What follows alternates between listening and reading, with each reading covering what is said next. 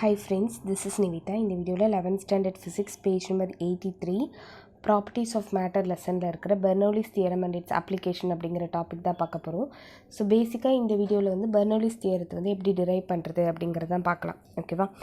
In 1738 Swiss scientist Daniel Bernoulli அப்படிங்கிறவர் வந்து ஒரு ரிலேஷன்ஷிப்பை டெவலப் பண்ணார். எதுக்கும் இடையில அப்படின்னா for the flow of fluid through a pipe of varying cross section. So ஒரு ஃப்ளூவிட் வந்து ஃப்ளோ ஆகுது ஒரு பைப் வழியாக வேரியிங் கிராஸ் செக்ஷனில். Okay, so varying cross section அப்படின்னு சொல்லும்போது இப்போ இந்த இடத்துல பார்த்திங்கன்னா கிராஸ் செக்ஷன் வந்து அதிகமாக இருக்குது, இந்த இடத்துல கிராஸ் செக்ஷன் கம்மியாக இருக்குது. இதுக்கு இடையில தான் வந்து அவர் என்ன பண்ணார் அப்படின்னா ஒரு ரிலேஷன்ஷிப்பை வந்து டெவலப் பண்ணார். ஓகே, விச் மீன்ஸ் ஒரு ஃபார்முலா அப்படின்னு மாதிரி வச்சுக்கோங்களேன். He proposed a theorem. எதுக்கு தியரத்தை ப்ரப்போஸ் பண்ணார்? For a stream line flow. இப்போ டர்புலன்ட் ஃப்ளோ ஸ்ட்ரீம் லைன் ஃப்ளோன்னு ரெண்டு இருக்குது. டர்புலன்ட் ஃப்ளோனால் அப்படியே ஆக்ரோஷமாக லைக் அந்த இப்போ வெள்ளம்லாம் வந்துச்சுன்னா தண்ணி எவ்வளோ ஃபாஸ்ட்டாக வரும், அது வந்து டர்புலன்ஸ்ன்னு சொல்லுவாங்க. ஸ்ட்ரீம் லைனில் அப்படியே ஸ்லோவாக நீரோட எல்லாம் போகும் இல்லையா, அந்த மாதிரி இருக்கிறது. ஸோ அந்த மாதிரி ஸ்ட்ரீம் லைன் ஃப்ளோக்கு தான் அவர் வந்து தியரம் ப்ரப்போஸ் பண்ணியிருக்காரு of a liquid based on the எதை பேஸ் பண்ணி அப்படின்னு பார்த்தீங்கன்னா law of conservation of energy. Law of conservation of எனர்ஜினா என்ன அர்த்தம்? Initial value equal to final value, இதை பேஸ் பண்ணி வர மாதிரி. ஓகேவா? நம்ம முன்னாடிலாம் படிச்சிருப்போம்ல, energy before collision is equal to energy after collision. So அதுதான் வந்து பேசிக்காக வந்து நம்ம லைக் கன்சர்வேஷன் ஆஃப் எனர்ஜி அப்படிலாம் சொல்லுவோம். ஸோ அதை பேஸ் பண்ணி தான் இருக்குது அப்படின்னு சொல்லியிருக்காங்க. இப்போ பெர்னௌலிஸ் தியரத்தோட ஸ்டேட்மெண்ட். ஸோ இந்த ஸ்டேட்மெண்ட் வந்து எப்படி இருக்கோ அதே மாதிரி தான் எழுதணும். Okay, according to the Bernoulli's தியரத்தை பொறுத்தவரையில் the sum of the pressure energy. So pressure எனர்ஜியோட sum of the pressure energy எதெல்லாம் ஆட் பண்ணும்? ப்ரெஷர் எனர்ஜி, கைனெட்டிக் எனர்ஜி, அதுக்கப்புறம் potential energy per unit mass of an incompressible non-viscous fluid in a streamlined flow remains a constant. So எதெல்லாம் some பண்ணோன்னு சொல்கிறாங்க? Pressure energy, kinetic energy, potential energy per unit mass. Actually நம்ம வந்து last வீடியோவில் பார்த்துருக்கோம். என்ன அப்படின்னா இந்த இடத்துல வந்து கைனெட்டிக் எனர்ஜி per unit மாஸோட வேல்யூ பார்த்தோம். அதுக்கப்புறமேட்டு பொட்டென்ஷியல் எனர்ஜி per unit மாஸோட வேல்யூ பார்த்தோம். ப்ரெஷர் எனர்ஜி per unit மாஸ், per யூனிட் வால்யூம் பார்த்தோம், per யூனிட் மாஸும் பார்த்தோம். ஸோ இது எல்லாத்தையுமே வந்து ஆட் பண்ணணும். எதோடது நம்ம ஆட் பண்ணணும்? ஆஃப் அன் இன்கம்ப்ரெசிபிள், கம்ப்ரெஸ் பண்ண முடியாது அந்த லிக்விடை. அப்படிப்பட்ட ஒரு லிக்விட். நான் விஸ்கஸ் அப்படின்னா இப்போ விஸ்கஸ்னால் என்னென்னா லைக் ஸோ பிசுப்பாக இருக்கிறத நம்ம வந்து விஸ்கஸ்ன்னு சொல்லுவோம். ஸோ அந்த மாதிரி பிசுப்பாக இல்லாத இருக்கக்கூடிய லிக்விட்ஸோட pressure energy, kinetic energy, potential energy per unit mass இது எல்லாத்தையுமே ஆட் பண்ணணும். அதெல்லாமே எப்படி இருக்கணும்? ஸ்ட்ரீம் லைன் ஃப்ளோவில் இருக்கணும். ஸோ இது எல்லாத்தையுமே ஆட் பண்ணால் அதனோட வேல்யூ வந்து நமக்கு கான்ஸ்டன்ட்னு வரும். ஸோ இதுதான் Bernoulli theorem. According to Bernoulli's theorem the sum of the pressure energy, kinetic energy and potential energy per unit mass of an incompressible non viscous fluid in a stream line flow remains constant. மேத்தமெட்டிக்கலாக அதை எப்படி சொல்லுவோம்? P by rho plus 1 by 2 V square plus GH is equal to constant. இதுதான் வந்து பெர்னௌலிஸ் தியரத்தோட formula. இது எப்படி drive பண்ணுறது அப்படின்றத பார்க்கலாம். இந்த ஃபார்முலாவை பேஸ் பண்ணி நிறைய அப்ளிகேஷன்ஸ் நமக்கு வரும். ஸோ இதை தான் வந்து பெர்னௌலிஸ் ஈக்குவேஷன் அப்படின்னு சொல்லுவாங்க. ஸோ ப்ரூஃப் எப்படி இருக்குதுன்னு பார்க்கலாமா?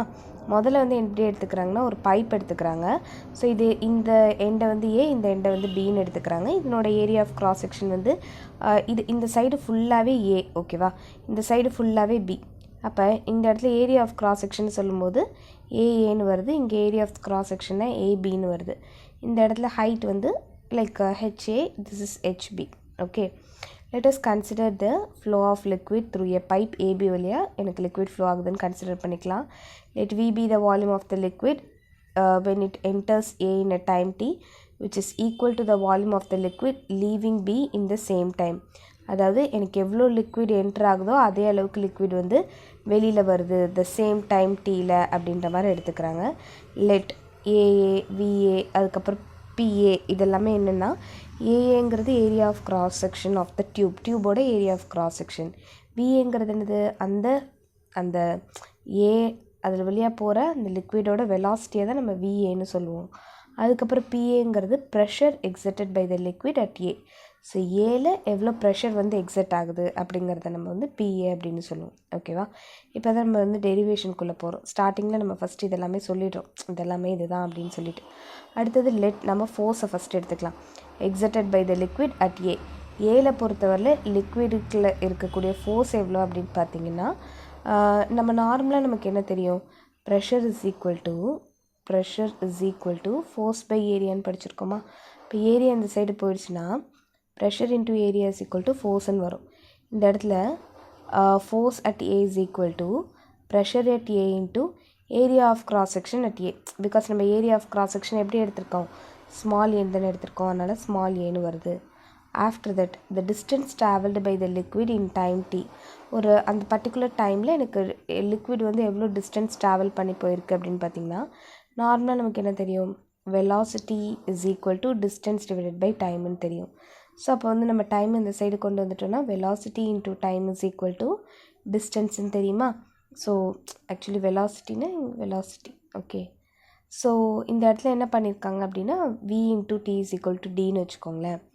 இப்போது இதில் அந்த பர்டிகுலர் ஏ அந்த ஒரு இடத்துல வந்து ஒரு பர்டிகுலர் வெலாசிட்டியில் போகும், அதனால் விஏன்னு வரும். ஓகேவா, D is equal to V A into டின்னு வரும். இப்போ நம்ம இதை ரெண்டுத்தையும் வச்சு என்ன பண்ண போகிறோம் அப்படின்னு பார்த்திங்கன்னா ஒர்க் டன் தான் கண்டுபிடிக்க போகிறோம். இந்த இடத்துல பாருங்கள், ஒர்க் டனோட ஃபார்முலா என்னது, ஃபோர்ஸ் இன்டூ டிஸ்டன்ஸ். ஏன்னா நம்ம வந்து முன்னாடியே படிச்சிருக்கோம் என்ன அப்படின்னா, இப்போ வந்து ஒரு க்யூப் மாதிரி இருக்குதுன்னு வச்சுக்கோங்களேன். ஸோ இந்த க்யூபை வந்து நம்ம நகர்த்தணும் அப்படின்னா நம்ம எவ்வளோ ஒர்க் டன் பண்ணியிருக்கோம் அப்படின்னு எவ்வளோ சொல்லுவோம், நம்ம எவ்வளோ ஃபோர்ஸ் கொடுத்துருக்கோம் இன்ட்டு அது வந்து எவ்வளோ டிஸ்டன்ஸ் போயிருக்கு, இதை தான் நம்ம என்னென்னு சொல்லுவோம், ஒர்க் டன்னு சொல்லுவோம்.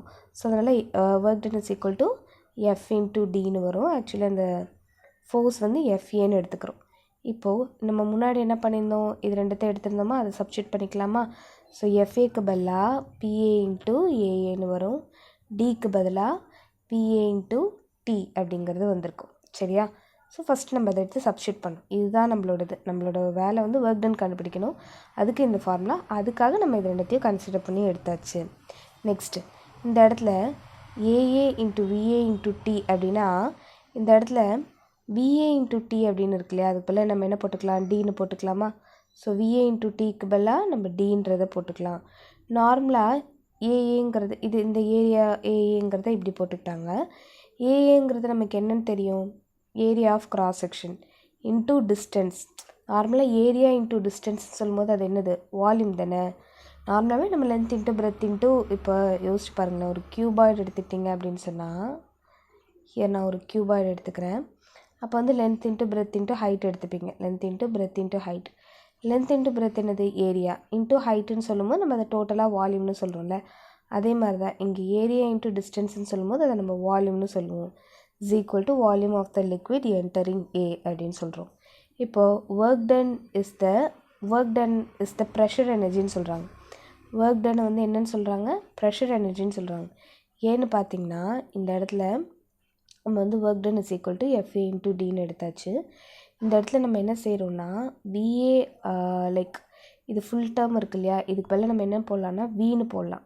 சரியா, எடுத்து கொண்டு வரும்போது அப்போ நான் இது ஃபுல் டேர்ம்க்கெல்லாம் என்னென்னு போடலாம், வின்னு போடலாம். ஸோ ஹியர் பிஏ இன்ட்டு விங்கிறது வரும். சரியா, ஸோ நான் ஜஸ்ட் அந்த மாதிரி மட்டும் நான் சப்ஸ்டிடியூட் பண்ணிக்கிறேன். நான் முதல்ல என்ன செஞ்சேன், ஒர்க் டன் கண்டுபிடிக்கிறதுக்கு நான் இது ரெண்டுத்தையும் கண்டுபிடிச்சேன். கரெக்டாக கண்டுபிடிச்சிட்டு அதுக்கப்புறமேட்டு நான் அது ரெண்டுத்தையும் சப்ஸ்டியூட் பண்ணிட்டேன். அதுக்கப்புறம் நார்மலாக எனக்கு இந்த 3 டேர்ம் மட்டும் எடுத்துகிட்டு அதுக்கு பதிலாக நான் வால்யூம்ங்கிறத சப்ஸ்டிடியூட் பண்ணலாம். ஸோ இந்த ஒர்க் டன்னை நான் என்னென்னு சொல்லலாம், ப்ரெஷர் எனர்ஜின்னு சொல்லலாம் அப்படின்னு சொல்லியிருக்காங்க. ஏன்னா பிஏன்றது ப்ரெஷர் தானே. இப்போ வந்து ப்ரெஷர் எனர்ஜி, இப்போ யூனிட் வால்யூம்னா என்ன அர்த்தம், ப்ரெஷர் எனர்ஜி டிவைடட் பை வால்யூம்னு வரும். ஸோ இப்போ பிஏ இன்ட்டு வி தான் pressure energy, into V divided by வின்னு சொல்லும்போது வியும் விஏ கேன்சலாக எனக்கு வெறும் ப்ரெஷர் எனர்ஜி பிஏ மட்டும் வரும். அடுத்தது ப்ரெஷர் எனர்ஜி இப்போ யூனிட் மாஸ் அட் ஏன்னு சொல்லும்போது ப்ரெஷர் எனர்ஜி டிவைடட் பை மாஸ்ன்னு வரும். P A into V divided by M அப்படிங்கிறது வந்திருக்கும். ஏன்னா per யூனிட் மாஸ்னால் என்ன அர்த்தம், ஒரு யூனிட் மாஸ்க்கு அப்படின்னு சொல்லும்போது டிவைடட் பை எம்னு வந்திருக்கும். ஸோ ஹியர் இந்த இடத்துல என்ன இருக்குன்னா வி வந்து கீழே வருது. So P A divided by M by வின்னு வரும். ஸோ மாஸ் பை வால்யூம்னா என்னது, டென்சிட்டியா, density is equal to mass by volume அப்படின்னு நமக்கு தெரியும்ல. ஸோ அதுக்கு பதிலாக இங்கே போட்டுக்கிறாங்க. இதெல்லாமே ஒன்றுமே இல்லை. ஆக்சுவலி நம்ம வந்து லாஸ்ட் வீடியோவில் என்ன பார்த்தோம் அப்படின்னா இந்த ப்ரெஷர் எனர்ஜி பார்த்துருக்கோம்.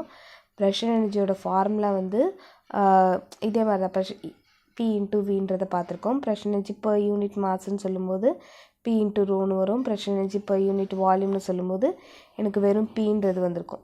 ஸோ அதை வந்து ஜஸ்ட்டு திரும்பியும் டிரைவ் பண்ணி வச்சுருக்காங்க. இது எல்லாமே என்னென்னா அட் ஏங்கிற பொசிஷனில் டிரைவ் பண்ணி வச்சுருக்காங்க. இப்போ நம்ம பிக்கு வந்து நம்ம இந்த மாதிரி டிரைவ்லாம் பண்ண மாட்டோம், டேரெக்டாக நம்ம சப்ஸ்டியூட் பண்ணிவிடும். ஓகேவா, இதில் வந்து m அப்படிங்கிறது mass of the liquid entering at a in a given time.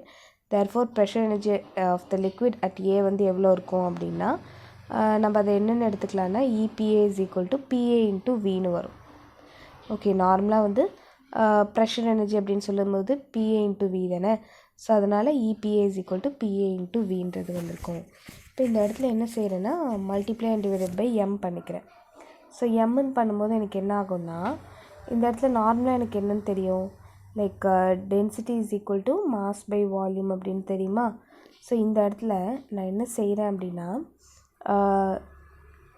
Here நான் வந்து இந்த பிஏ இருக்கு இல்லையா, இந்த பிஏவும் இந்த எம்ஏவும் வந்து நான் அப்படியே வச்சுக்கிறேன்.